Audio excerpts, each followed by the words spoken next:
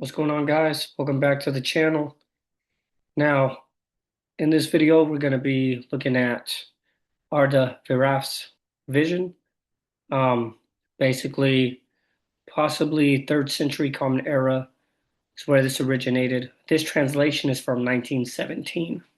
Okay, so it's an old text, and if you watched part one, basically explored how he had this vision. He was chosen for this vision in the community of the Zoroastrians.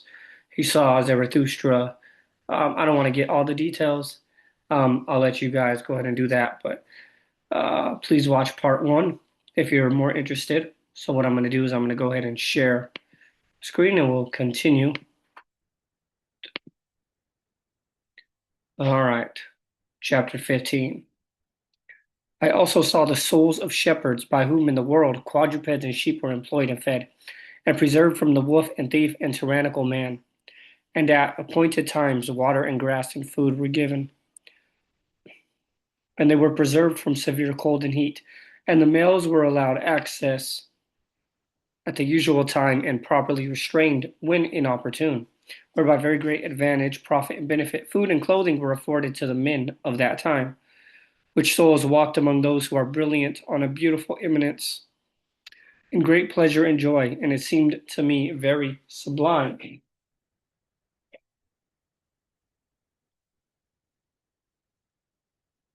So he's still in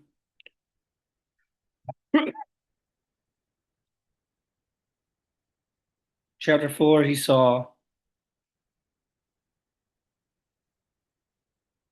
the rulers, the chieftains, and kind of like paradise, right? So he's still there. Then he says, I also saw many golden thrones, fine carpets, and cushions decked with rich cloth, on which are seated the souls of householders and justices who were heads of village families, and exercised mediation and authority, and made a desolate place prosperous. They also brought many conduit streams and fountains for the improvement of tillage and cultivation and the advantage of creatures. Excuse me.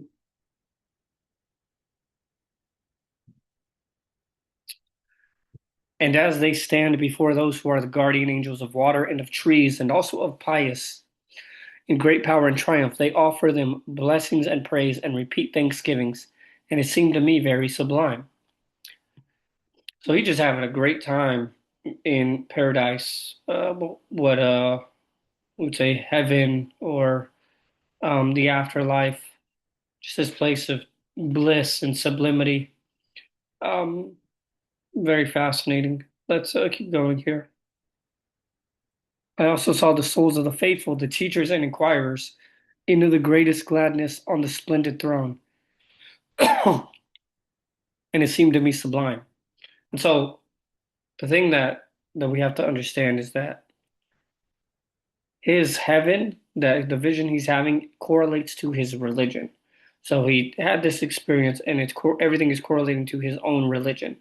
If you watch things like near-death experiences or watched other videos of people, you'll see they run the gamut of religion. Some people see Muhammad, some people see Jesus and the Buddha, and there isn't just one. Like it doesn't happen to everyone in the same way, which is very interesting. Could there be a subconscious underlined reason why they're having these visions and they always correlate with their own religion or belief or the way that they were raised? All right, let's keep going. I also saw the friendly souls of interceders and peace seekers, who ever increased thereby their brilliance, which was like the stars and moon and sun, and they ever walked agreeably in the light of the atmosphere.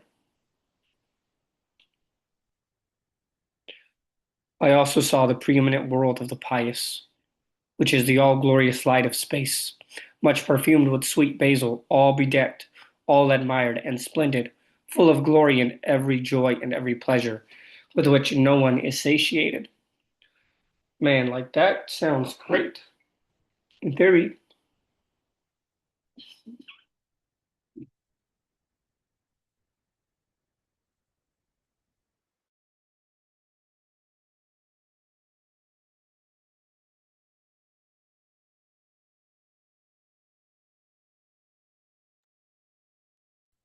Sorry, guys. So he's having this crazy experience, and he's seeing the pious souls, those who have done good, right? Those of the faithful, and those who increased their brilliance in this beautiful place of paradise.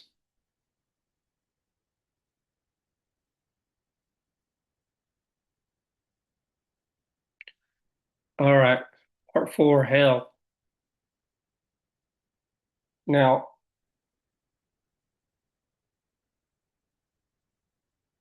I swear I've been fine. As soon as I want to make a video, bro, I just start having a little bit of a dry cough here, irritated throat. But anyway, so the thing with the idea of hell is that it's not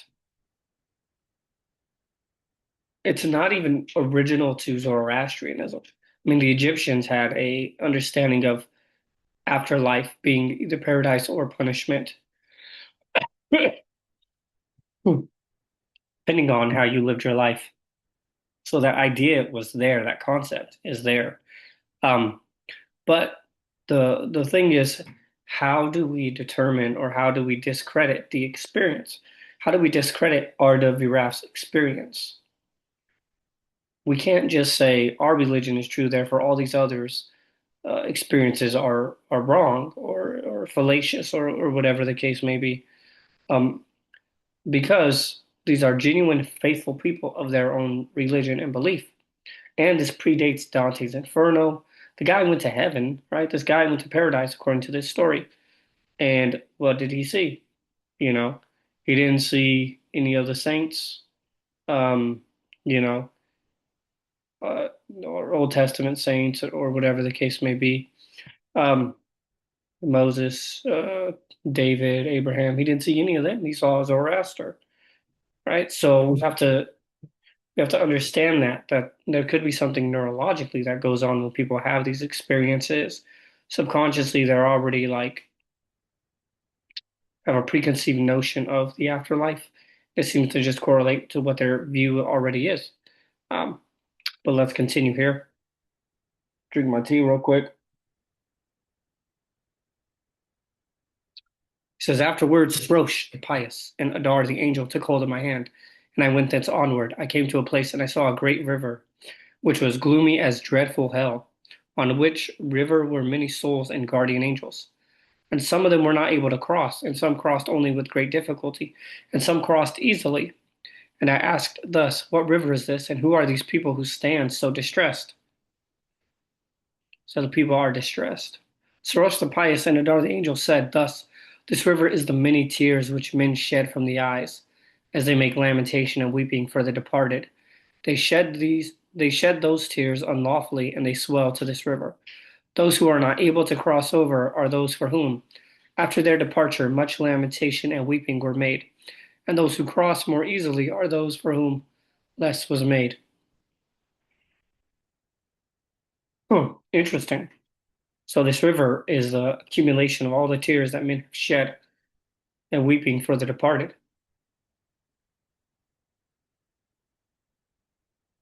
It says, those who are not able to cross over after departure, much lamentation and weeping were made. I'm very curious why that is. Speak forth to the world thus. When you are in the world, make no lamentation and weeping unlawfully, for so much harm and difficulty may happen to the souls of your departed. So seems like crying for those who have passed could potentially harm them in the afterlife. Chapter 17. I came back again to the Chinwad Bridge, and I saw a soul of those who were wicked, when in those first 3 nights so much mischief and evil were shown to their souls, as never such distress was seen by them in the world. And I inquired of Sarosh the pious and Adar the angel, thus, whose soul is this? Sarosh the pious and Adar the angel said, thus, this soul of the wicked wandered there where the wicked one died, over the place where the life went forth. It stood at his head. He said, it stood at his head and uttered the Gatha words, thus, Crater Ormazd, to which land do I go? And what do I take as a refuge? Sorry, I'm trying to understand. It says he uttered the Gatha words. So I'm assuming that after the death of this person uttered the Gatha. So in the afterlife, there was still an ability to speak or be able to pray or sing the Gathas.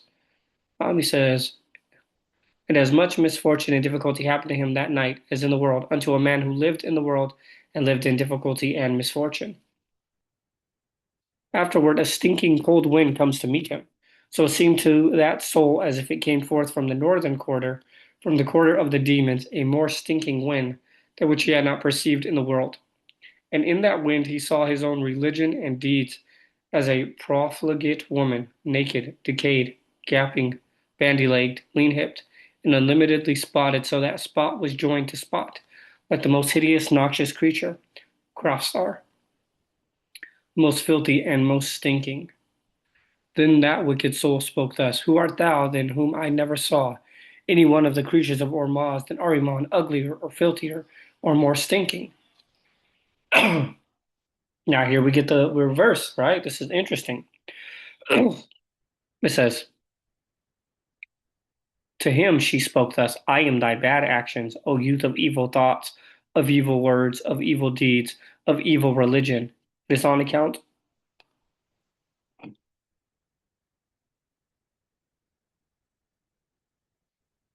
It is on account of thy will and actions that I am hideous and vile, iniquitous and diseased, rotten and foul smelling, unfortunate and distressed, as appears to thee. But thou sawest anyone who performed the Yazin and drone ceremonies, and praise and prayer, in the service of God, and preserved and protected water and fire, cattle and trees, and other good creations.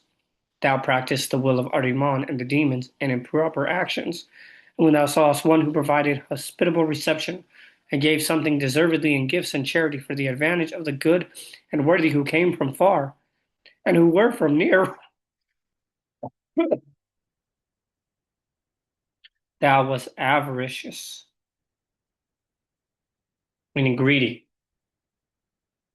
and shuttest up thy door. And though I have been unholy, I am made more unholy through thee. And though I have been frightful, I am made more frightful through thee. Though I have been tremulous, I am made more tremulous through thee. Though I am settled in the northern region of the demons, I am settled far north through thee.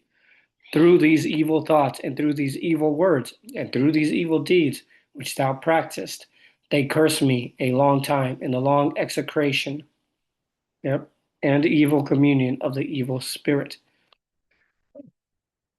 Wow. So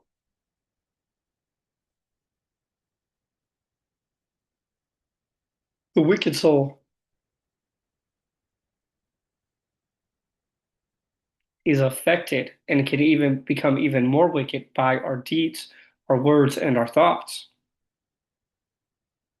It seems like that is, when you think about um, in Christianity, there's debate. Is it faith only? Is it faith and works? And people point to this, that, and the other.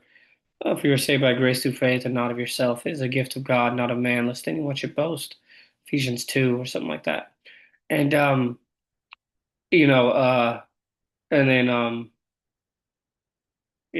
James says faith without works is dead. And then you have Christ himself saying he separates the sheep from the goats based on what they did. If they fed the poor, if they clothed the naked, if they visited them in prison when they were sick, they basically just how you treated people, right? And here you have this from the third century Common Era, which basically says the religion is just your good words, good deeds, and good thoughts. And that how it affects your soul, how it affects your afterlife. It says afterward that soul of the wicked advanced the first footstep on Dush Humat, and the second footstep on Dush Hukt, and the third on Dush Huvarsht, and with the fourth footstep he ran to hell. I believe that's going to be Dush Humat.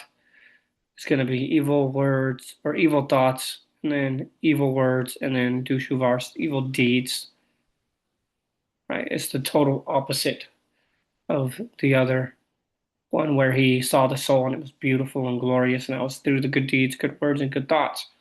Very interesting. Very interesting where we have Steve's great. Where we have this I don't want to say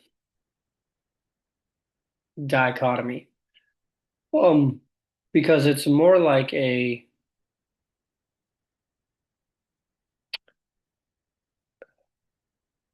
parallel and parallel of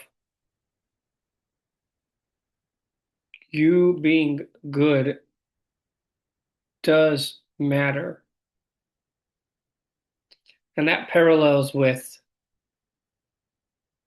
um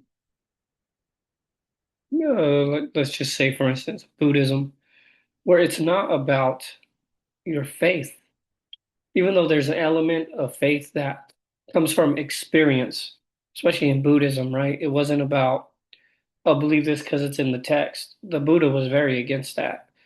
Don't believe something because it's in a sacred text. Like you just don't do that. You follow this path based on experience, and based on your experience, then you determine if what I'm saying is true or not.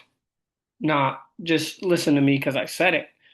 Um, but he has, the eightfold path, right speech, right thought, right livelihood, all of these ideas of rightness, right? And this is what leads to nirvana out of samsara. Samsara is like suffering or, reincarnation, being reincarnated.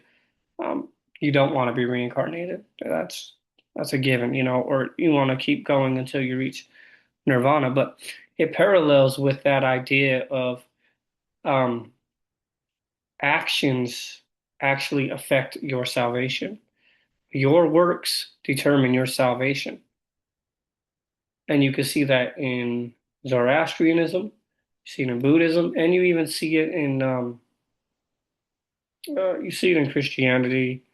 Um, it doesn't matter how good you are in Protestant Christianity. If you don't believe in Jesus Christ, then you're not saved, regardless of how good you are or whatever.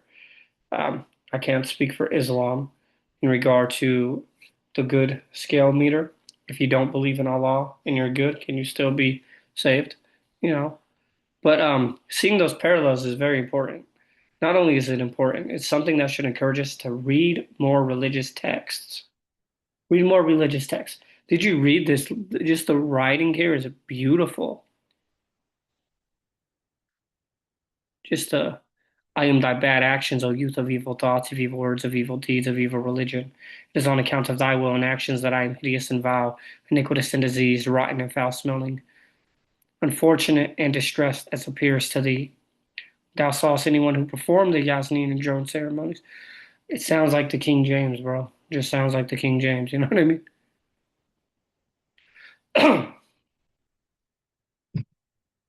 Chapter 18. Afterward, Sros the pious and Adar the angel took hold of my hand, so that I went on unhurt.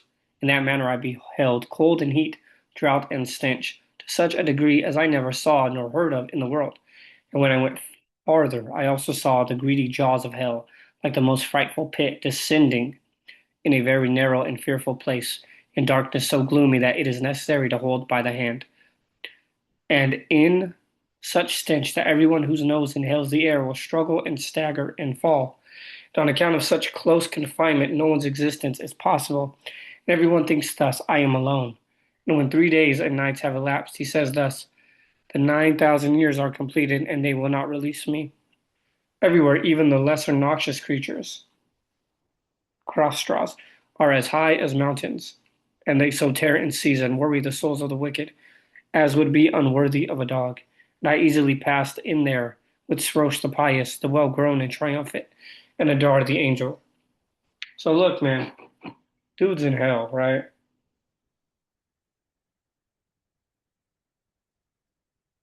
And what does he see?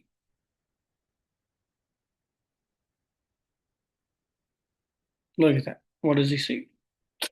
Stench, utter darkness, confinement,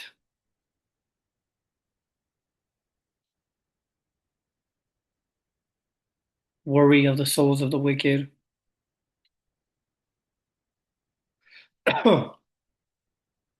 Chapter 19. I came to a place and I saw the soul of a man, through the fundament of which soul, as it were a snake, like a beam, went in and came forth out of the mouth, and many other snakes ever seized all the limbs. And I inquired of Srosh the pious and Adar the angel, thus, what sin was committed by this body whose soul suffers so severe a punishment? Srosh the pious and Adar the angel said thus, this is the soul of that wicked man who in the world committed sodomy and allowed a man to come on his body. Now the soul suffers so severe a punishment. So here we have the idea of sodomy, and it's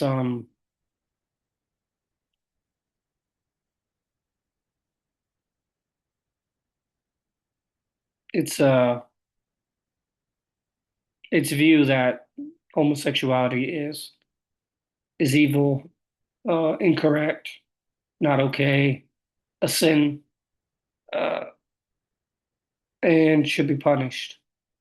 So not only do you have this in your Abrahamic religions, you also have this in a Zoroastrian religion, and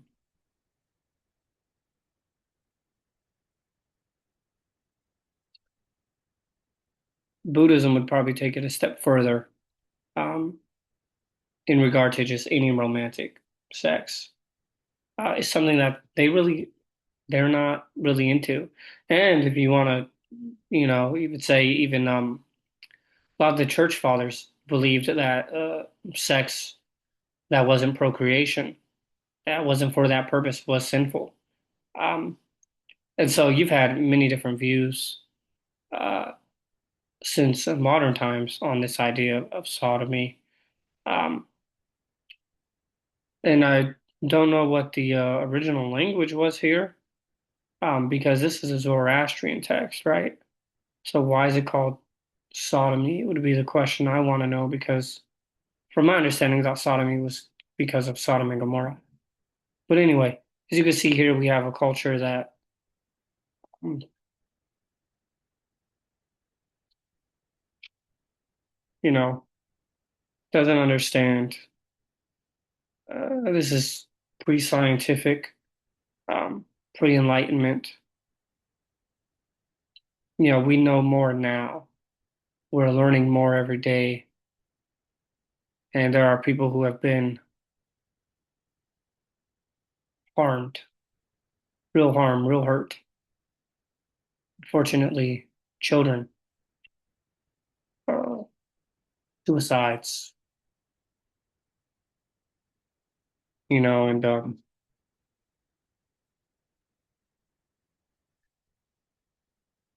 it's a sobering thought because, on the one hand, I'm reading this so that people can see that there are many other accounts of visions that don't fall within the Christian paradigm that people don't even know exist. And really, a lot of people could care less. Um, I'm not that type of person. I want to know what's out there. I want to study and research, and I want to actually use the same epistemic principle. Like, how can I discredit this guy's vision, right? Versus this other vision, this claim versus this claim, when they're both outlandish. But anyway, let's keep going. Chapter 20. I came to a place and I saw the soul of a woman, to whom they ever gave to eat cup after cup of the impurity and filth of men. And I asked us what sin was committed by this body, whose soul suffers such a punishment. So if you ever have you note like just note that what was committed by the body, that's causing the soul to suffer. You see, they're making that dichotomy of the body and soul. Srosh the pious and Adar the angel said thus, this is the soul of that wicked woman who, having not abstained, nor lawfully withheld herself, approached water and fire during her menstruation.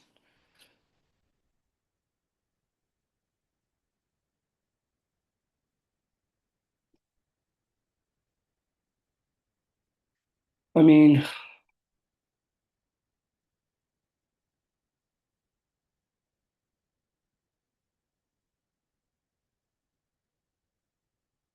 why?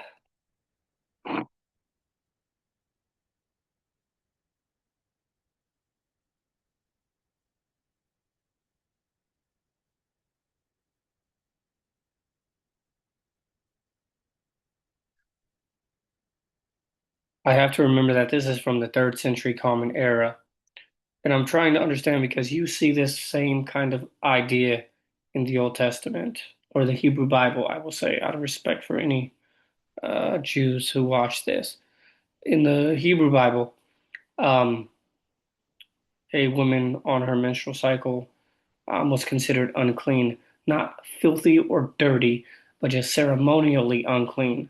It's like not sterile, you know what I'm saying? That kind of thing. Whereas like you didn't wash your hands, right? So you can't, do this surgery before, without washing your hands. So, like you're unclean to perform the surgery. It would be like that kind of idea. But even with that being said,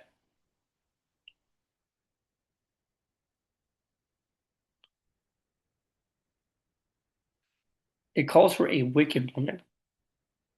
It calls for a wicked woman. And, like the crazy thing is like you just think of I just think of the story of the woman with the issue of blood, right?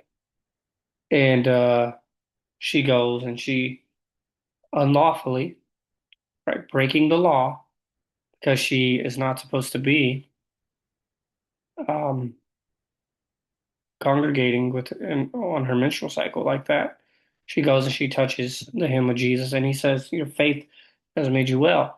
But here we have a parallel of this of a woman bleeding, but the angel Adar and Shrosh calls her a wicked woman for having not abstained. And look at the punishment: the cup of the impurity and filth of men.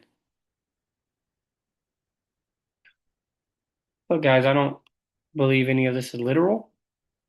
Um, but I don't have a basis on which to say that he didn't have this experience, except that I've never seen angels. I've never been to heaven and hell. I've never seen any of this stuff. So that's what I rely on. It's just my experience. So we'll continue here, chapter 21. And also, guys, I just want you to know that, like I said before, I'm just putting this stuff out there. I'm not saying I agree with everything I'm reading, or that I believe this, or this is my worldview, or whatever the case may be. Um, I just want to put so people are aware, so they know, hey, look, like this guy had a vision of heaven and hell too. How come you don't believe it, or how come you don't accept it, or how come you're not Zoroastrian? He saw the angel and God, and or how come you're not Muslim? Obviously, the angel Jibril came to Muhammad, right? Or how come you're not Buddhist? Because Buddha walked on water. One of his disciples walked on water. He was clairvoyant. He knew everything, omniscient. He could travel through all the realms. Like, or how come you're not a worshiper of Hammurabi? The god Shamash came to him and gave him a divine decree, and we have it. It's called the Code of Hammurabi. And so the thing is, you if you say, "Well, Jesus performed many miracles, so I believe in him," but then you don't actually account for all the other miracle claims in history of all these other people, you got a problem. Just saying. Look how cruel these punishments are, man.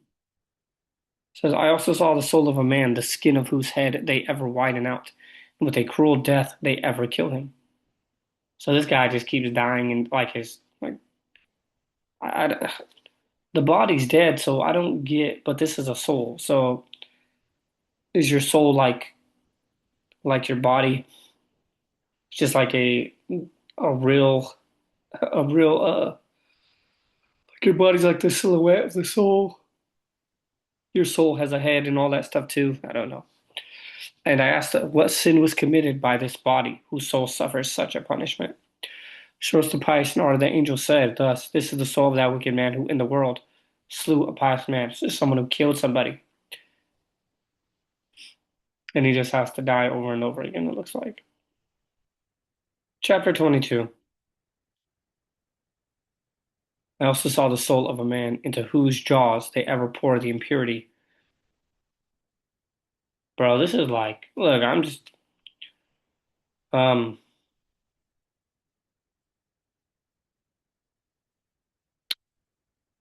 I also saw the soul of a man into whose jaws they ever poured the impurity and menstrual discharge of women, and he ever cooked and ate his own seemly child. And they asked us what sin was committed by this body whose soul suffers such a punishment. Shrosh the pious and Adar the angel said thus, this is the soul of that wicked man who in the world had intercourse with a menstruous woman at every single time. It is a sin of 15 and a half tanapurs.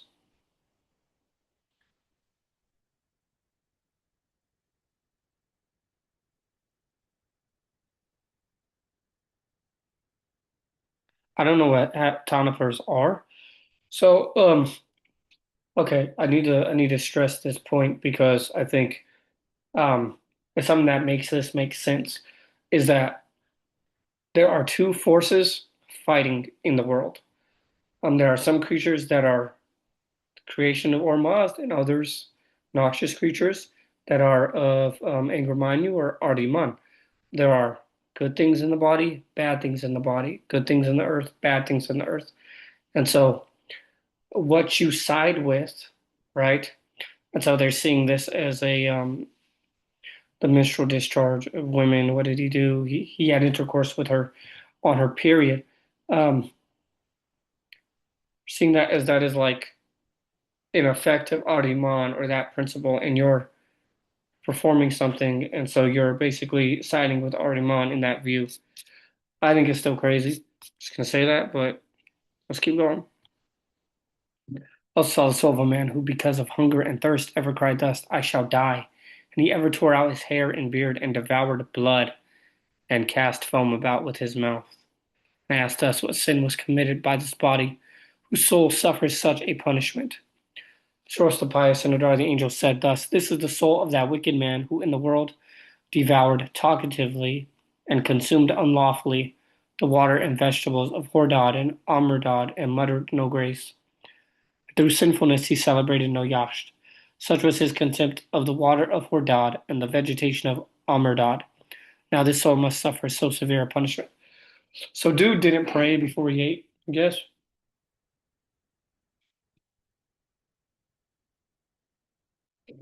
Do they teach this shit to kids? I hope not. I couldn't tell you because I don't know anybody who is Zoroastrian, if they consider this sacred text or not. All I know is that's crazy.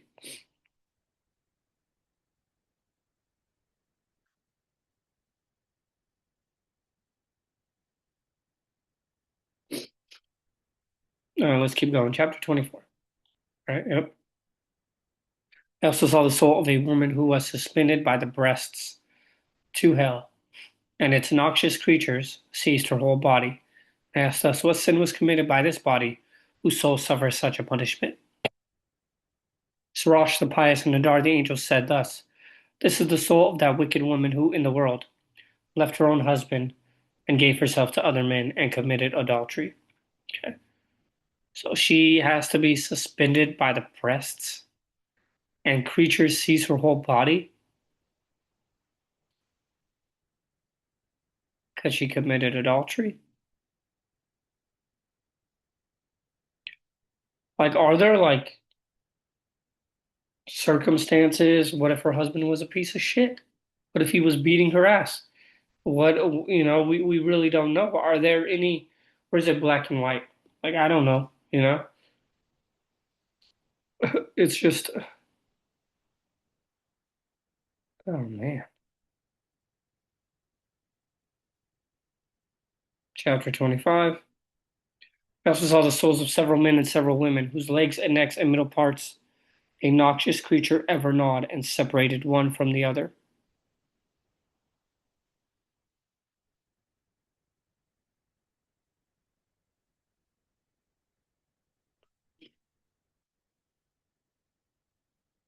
Separated a limb from the other, legs and necks, middle parts, separated those, and asked us what sin was committed by these bodies whose souls suffer such a punishment. Shros the pious and Nadar the angel said thus, these are the souls of those wicked ones who, in the world, walked without shoes, ran about uncovered,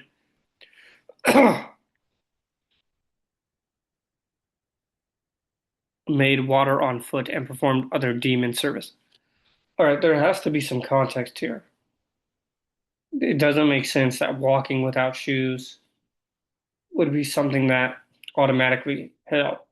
Like there has to be some context here that I'm missing because that's crazy. Made water on foot. I don't know what any of that means. And performed other demon service.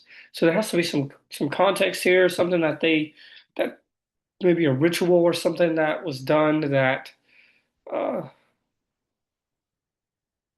they saw as wrong.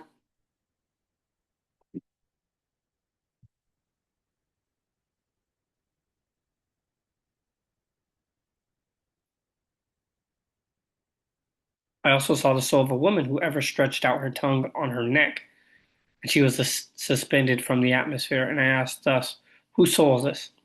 Shorts to Pius and the angel said thus, this is the soul of that wicked woman who in the world scorned her husband and master and cursed, abused, and defied him. Okay, so a woman who talks back to her husband.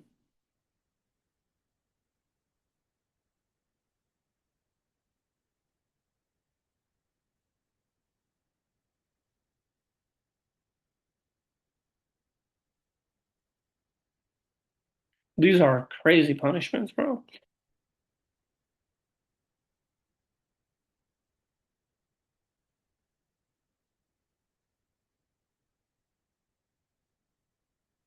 Oh, and I guess in this, her husband and master. So I guess in this religion as well, you have the idea of the woman being subordinate to the man. So here we have another one of those views that has probably caused a lot of harm. You know, this whole artificial hierarchy that we find in religions that men are above women or whatever the case may be. You have some people who are egalitarian or whatever, but I mean, Paul clearly says that, you know, man is the head of women, you know, or the husband is the head of the wife, you know, and Christ is the head of the husband, and God is the head of Christ, or whatever, you know, or this idea, you know, especially in the Christian view, is like because Eve fell, Eve ate the apple, she disobeyed, you know, she is the one who, you know, women, the the posterity of Eve, the descendants, the daughters of Eve would be the ones who are affected by that decision. So that's where you get the idea of pain in childbearing, and that women would be saved through childbearing. Here you have another religion or view that sees a husband as the master and not to be defied.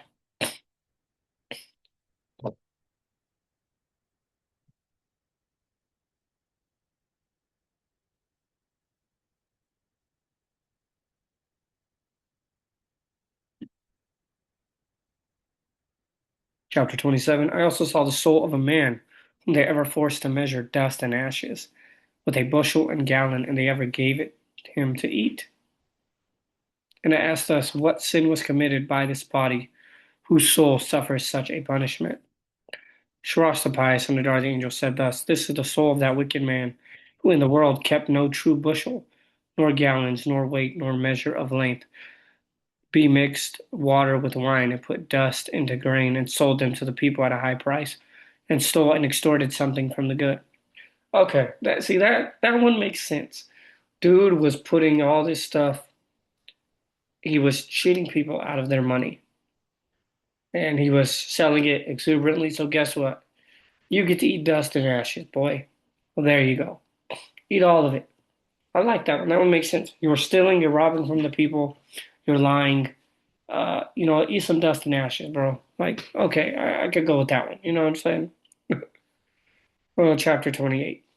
Also saw the soul of a man who was held in the atmosphere, and 50 demons ever flogged him before and behind with darting serpents. Damn, so he's getting bit, he's getting hit, or they're flogging him with serpents. So they're swinging serpents or serpent, and that serpent's eating that boy. Hmm. And it asked us what sin was committed by this body, whose soul suffers such a punishment. Shirach the pious and Adar the angel said thus, this is the soul of that wicked man who in the world was a bad ruler and was unmerciful and destructive among men and caused torment and punishment of various kinds. Serves you right, boy. Like don't shouldn't have been you shouldn't have been unmerciful and destructive, you know, and causing torment and punishment. As a ruler, you're supposed to build your people up, inspire hope. You're supposed to be that glue that keeps it all together. Just keep going. I also saw the soul of a man whose tongue hung on the outside of his jaw. Damn. Was ever gnawed by noxious creatures. So you got these creatures eating your tongue. And I asked us, what sin was committed by this body, whose soul suffers such a punishment? Shirach the pious and Adar the angel said thus, this is the soul of that man who in the world committed slander and embroiled people one with the other, and his soul in the end fled to hell. So I'm trying to understand if it's you do the crime, you do the time kind of thing. Um, and like you are experiencing it, except the whole minstrel ones, those are crazy ass punishments. But some of these, like if you look what it says, his tongue hung on the outside of his jaw because he used that tongue to commit slander and he like rivaled up the people, enraged them, he embroiled them.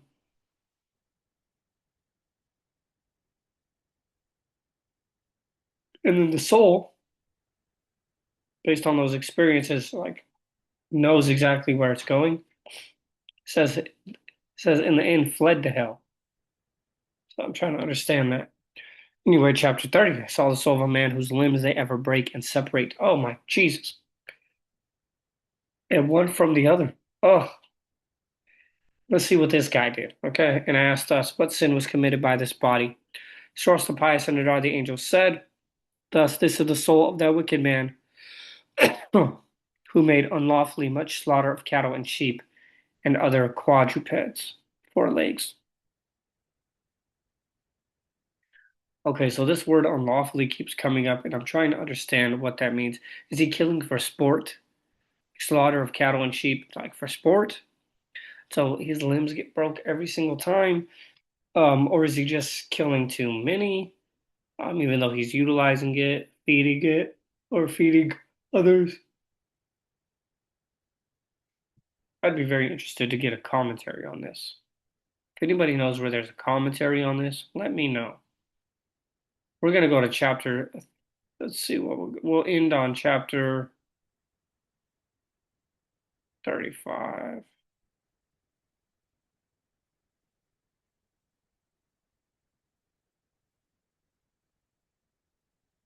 We'll go to chapter 35 in this video because there's a lot to be said. But chapter 31 also saw the soul of a man who from head to foot remained stretched upon a rack.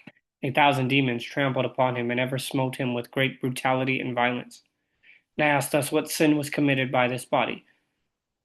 Sirach the pious and Nadar the angel said thus, this is the soul of that wicked man who in the world collected much wealth, and he consumed it not himself,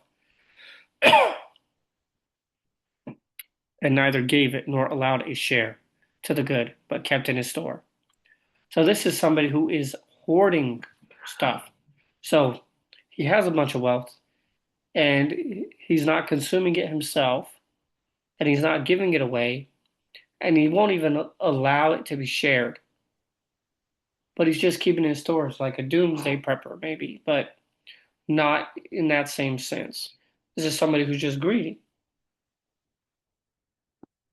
But basically, somebody who has surplus and won't share or somebody who has a surplus and won't share their surplus, keeping it in store. I just think of where Christ says that uh, the guy who said had these barns and he's like, I have too much stuff. I need to tear these barns down and build new ones so I can store all my stuff in them because those barns aren't big enough to store all my stuff. It's like, fool, don't you know tonight your soul is required of you? And so this dude is stretched upon a rack, and demons are trampling upon him and just destroying it. He's getting jumped forever. Dang. Okay. Says, I also saw the soul of a lazy man whom they called Davanos, whose whole body a noxious creature ever gnawed, and his right foot was not gnawed. They asked us what sin was committed by this body. Shorts the pious under the angel said thus, This is the soul of the lazy Davanos, who, when he was in the world, never did any good work, but with this right foot a bundle of grass was cast before a plowing ox.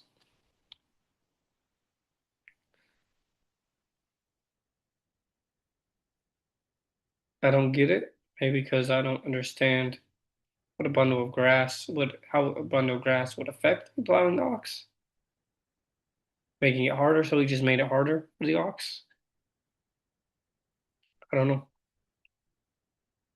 I also saw the soul of a man whose tongue a worm ever gnawed, and asked us what sin was committed by this body. Srosh the pious and Adar the angel said thus, This is the soul of that wicked man who in the world spoke many lies and falsehoods, and thereby much harm and injury were diffused among all creatures.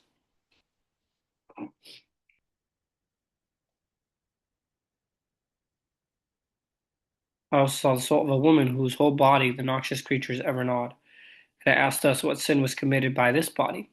Shras the pious and Adar the angel said thus, This is the soul of that wicked woman who in the world dressed her hair curls and hair over the fire, and threw hairs from the head and scurf and hair of the body upon the fire, and introduced fire under the body and held herself on the fire. So I know in Zoroastrianism the fire is a holy thing, a sacred thing. It's not to be profane, and I think that's probably what this amounts to. All right, the last one for this video, chapter 35. I also saw the soul of a woman who ever chewed with her teeth, never ate her own dead refuse. I asked us, whose soul is this? Shiras the pious and Nadar the angel said thus, This is the soul of that wicked woman, by whom in the world sorcery was practiced.